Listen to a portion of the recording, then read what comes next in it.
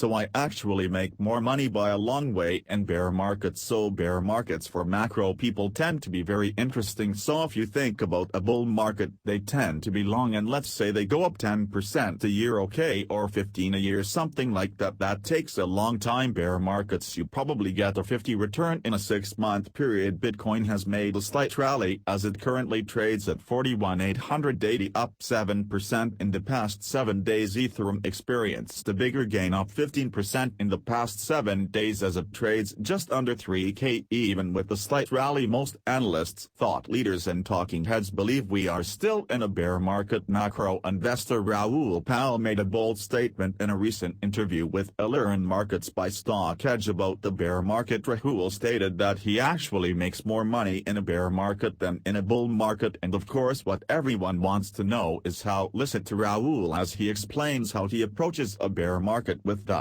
ability to use futures or options, particularly options. You can take hugely leveraged bets in a very fast-moving market where the markets have underpriced this risk. So that is where, when you're looking at the indicators, particularly around recessions, it's hard around geopolitical events and stuff because they tend to be more randomized, but recessions tend to be forecastable, and around that you can start positioning yourself. So we're starting to see it happening in the US. Right now we're starting to see the yield curve turning lower. Usually when the yield curve goes negative, a recession follows soon after. So then you're looking for business cycle indicators like the ISM survey or PMI surveys or sentiment surveys to start rolling over and going below 50. It is in the RSM, which tells you the economy started to potentially contract. Those kind of signals, and then a bit of technical analysis will give you the timing. Now there's no 100, there's no certainties in this world. All we do as investors is look for putting probabilities in our favor, and the more experience you have doing that, the better you get at it. And the pandemic was one of those very obvious setups for us in the macro world. The economies globally were already slowing down. We'd had the trade tariff wars with China and the US. Trade was slowing down. Then the pandemic arrives. You saw the outcome in China, which was lock everything down. It went to Italy. Italy did the same. The moment that happened, you knew the whole world was going to follow suit and close their economies, and that looked like, okay, this is a macroeconomic event that we can not only hedge ourselves from but actually profit from. There is a secret here. There are two types of drawdowns that you get. You get corrections and you get economic bear markets. Okay, right now across the world we've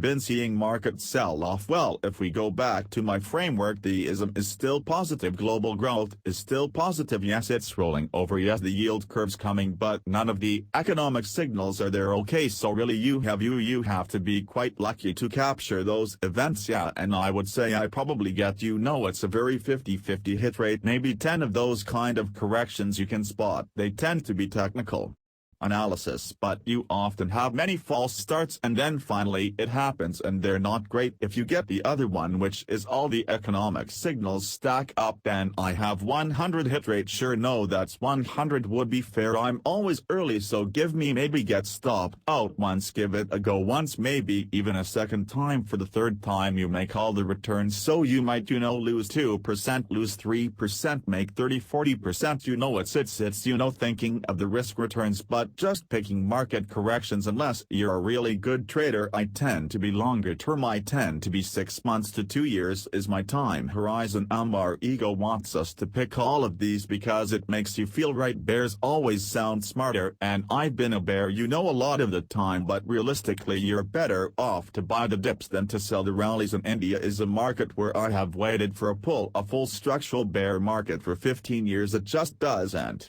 happen, because of the demographics and flow of funds in India and international interest in India. You just never get that opportunity that you're really looking for, because before you know it, the flow of funds comes back. It's very young population. People are investing there for their retirement home. So yeah, it's hard. I would never pick tops in India. That's dangerous game. I'd pick bottoms. Every time you get a sell-off, that's the opportunity to watch the full interview. Check out the link in the description. What do you think of Raoul's thoughts here? Leave a comment. Thanks for watching, and we'll see you in the next video.